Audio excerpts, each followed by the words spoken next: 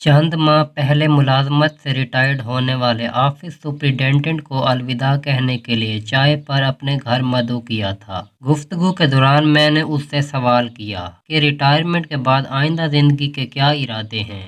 मेरे रस्मन दरियाफत करने पर हसन शुक्री की आंखें भर आईं।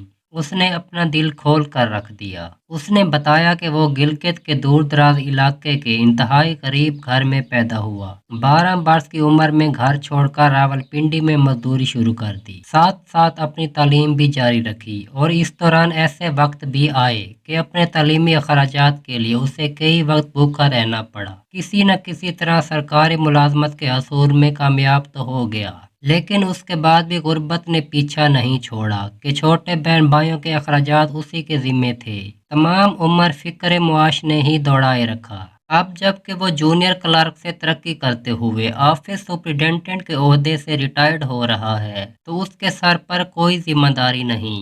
बेटी माशाल्लाह डॉक्टर बन चुकी है और अब आगा खान फाउंडेशन के तहत एक मुकामी अस्पताल में अच्छी मुलाजमत करती है। एक बेटा गिलगित की पुलिस में एएसआई है और छोटा बेटा फुल ब्राइट स्कॉलरशिप पर बैरून मुल्क जेर तालीम है। अपने इलाके में एक मुनासिब सा घर भी बना लिया है। सेहत अल्हम्दुलिल्लाह बिल्कुल ठीक है। उसका कहना था कि गुज़श्ता 48 वर्ष से उसने अनथक मेहनत की है, न बीवी की जवानी देखी और न ही औलाद का बचपन। लेकिन अब बहुत हो गया, जितना काम करना था वो कर चुका है। पेंशन इतनी है कि उसे गुजर बसर की फिक्र नहीं। अब वो बस घर पर आराम करेगा, अपनी बीवी के साथ दिल की बातें करेगा और अपने बच्चों को तरक्की करता हुआ देखेगा। उसकी कहानी सुनकर और उसके लहजे के इत्मीनान को महसूस करके जहां मुझे बहुत मुसरत हुई, वहीं रश्क भी आया कि फुर्सत के ये बरसों में वो कैसे मुतमईन जिंदगी के मजे लूटेगा। उसके बाद उससे फोन पर राब्ता रहा। चंद रोज कबल वो अपनी ग्रेजुटी का चेक लेने के लिए दफ्तर आया हुआ था। बड़ी खुश दिली से मिला। मैंने पूछा कि जिंदगी कैसी गुजर रही है।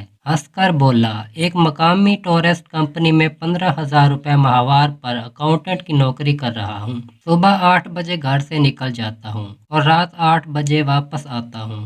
उसके जवाब पर मुझे हैरत हुई कि वो तो अब सिर्फ आराम करना चाहता था। इस उम्र में ऐसी मामूली नौकरी क्यों? कहने लगा, घोड़ा सारी उम्र बोझ ढोता है, काम करता है तो उसकी कदर भी होती है। जैसे ही वो बूढ़ा हो जाता है और उसकी जरूरत ना रहे तो उसे जंगल में मरने के लिए छोड़ दिया जाता है, या फिर अगर मालकों को तरस आ जाए तो वो उसे गोली मारकर इस बेकार की जिंदगी से आजाद कर देते हैं। सारी उम्र परदेश में रहा, घर वालों को मेरी आदत का पता नहीं था और ना ही मुझे उनकी। घर जाने के कुछ रोज बाद ही मामूली बातों पर बीवी से झगड़े शुरू हो गए। ऐसे में औलाद भी हमेशा माँ का साथ देती थी। 3 माह में नौबत यहाँ तक आ पहुंची कि या तो बीवी को तलाक देकर औलाद को आग कर दूं या फिर वो सब मिलकर किसी रोज मुझे खाने में जहर मिला कर दे। इसीलिए मुनासिब यही समझा कि कोई काम धंधा शुरू कर देता हूँ। अब कम से कम रोज की चीख से तो जान खलासी हो गई। इस नौकरी में 15,000 माहवार मिलते हैं। फुर्सत के अजाब से निजात के तो माहाना 20,000 जेब से देने के लिए भी मैं तैयार हूँ। पढ़ने वालों को ये कहानी शायद कुछ मजाहिया सी लगे, लेकिन बगौर देखा जाए तो जिंदगी नामी इस ड्रामे का अंजाम कुछ ऐसा ही है।